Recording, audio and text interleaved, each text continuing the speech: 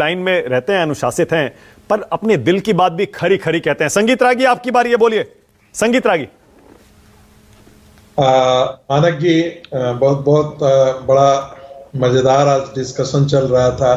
आज संगीत रागी आप भी आज फंस गए ऐसा लग रहा है। मुझे लगता है कि मलूक नागर जी ने जो दूसरी बार आपने मौका दिया उसमें उन्होंने सुधार लिया, अपनी गलती को सुधार लिया, और वो सच कह रहे हैं कि नरेंद्र मोदी 10 साल के अंदर जिस प्रकार से सामाजिक एम्पावरमेंट को एक नई परिभाषा दी है, सामाजिक न्याय की एक नई परिभाषा दी है, वो इस देश के राजनीतिक व्याकरण को पूरी तरीके से बदल करके रख दिया है। साहब संगीत जी, माफी चाहता हूं, मैं आपकी बात कभी नहीं काटता, सीधा सीधा बोलो।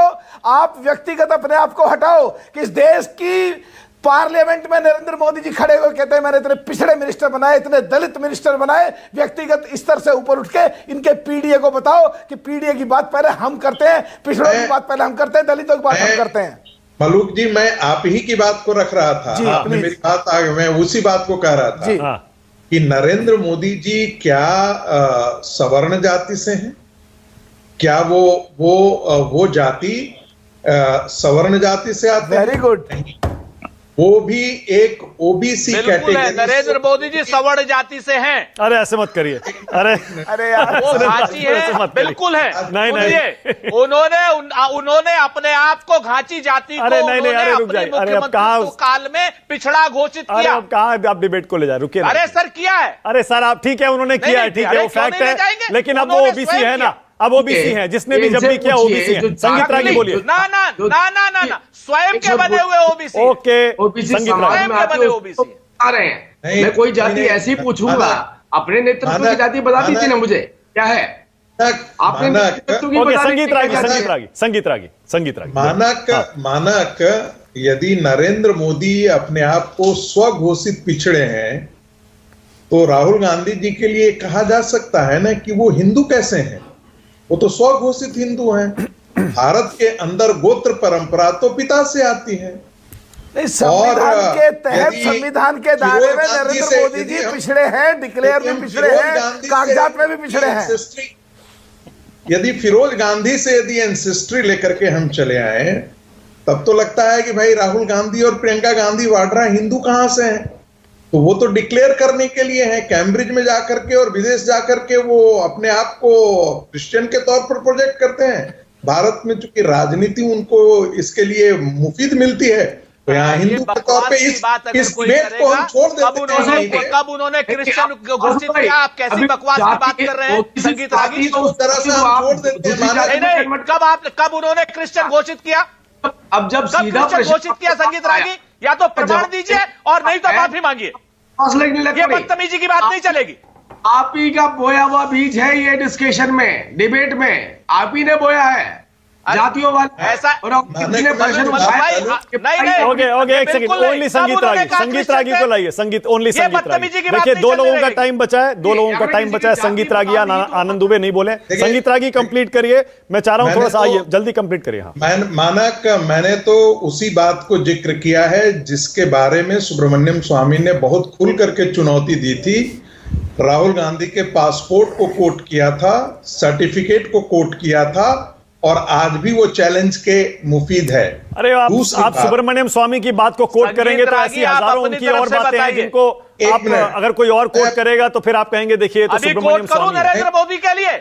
नहीं, मैं तो देखिए सुरेंद्र जी, बदतमीजी नहीं चलने वाली। या तो ये कहो कि क्या नाम राहुल गांधी और उन्होंने कब कहा कि वो क्रिश्चियन है? घबराते क्यों है? अपनी बात से हटो मत संगीत रागी।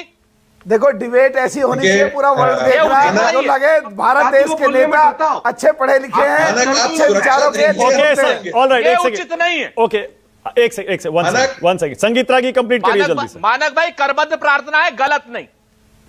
मानक जी, आप मुझे सुरक्षा दीजिए। सुरेंद्र राजपूत जी बहुत बड़ी पार्टी के, अभी नई हारी हुई पार्टी के प्रवक्ता हैं, तो वो तेवर गुस्से में है, वो हमको बोलने नहीं देंगे। मुझे जानता हूं वो मुझे बोलने नहीं देंगे। मुख्य मुद्दे पर आते हैं। गुस्से में आज क्या फायदा? झूठ बोलते हो। ओके, आइए मुद्दे पर आइए संगीत रागी, जल्दी फिनिश करिए। मक्कारी करते हो। अरे सुरेंद्र भाई रुकिए ना, दो लोग बोल रहे हैं प्लीज, दो लोग और बोलने बाकी है, उनको बोलने। संगीत रागी आपके बारे में बोलना शुरू कर दिया तो फिर आप भाग जाएंगे। अरे छोड़िए ना, नहीं पर्सनल मत करिए। संगीत रागी आइए मुद्दे पे आइए। अरे हम नहीं भागेंगे, आप बोलो, आइए मुद्दे पे आइए। बोलो। दूसरी बात, हाँ, महत्वपूर्ण मुद्दा है कि क्या विपक्ष संसद को चलने देना चाहता है या नहीं चलने देना चाहता है।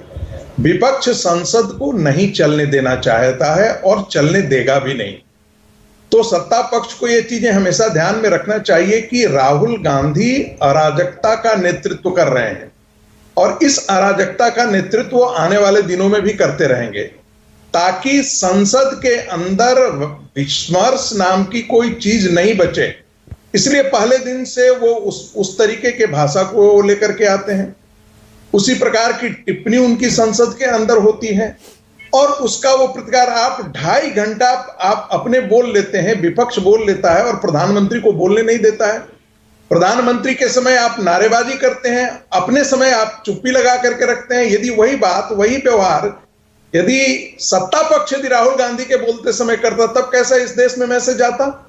और राहुल गांधी ने कौन सा संसदीय मर्यादा का पालन कर दिया, एक बात। दूसरी बात, अब मान करके चलते हैं महाराष्ट्र की राजनीति में आते हैं। मुझे लगता है कि महाराष्ट्र की राजनीति में जिस प्रकार से भारतीय जनता पार्टी फंसी हुई है, मुझे लगता है उसके लिए एक बहुत मेस अपने लिए क्रिएट कर लिया है।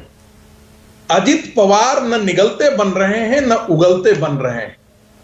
अजित पवार की छवि एक ऐसे खराब व्यक्ति की छवि बन जाती है जो आदमी जिसके बारे में, भ्रष्टाचार के बारे में एक से एक कई कहानियों के पढ़ते हैं, और वही शरद पवार को लेकर के है।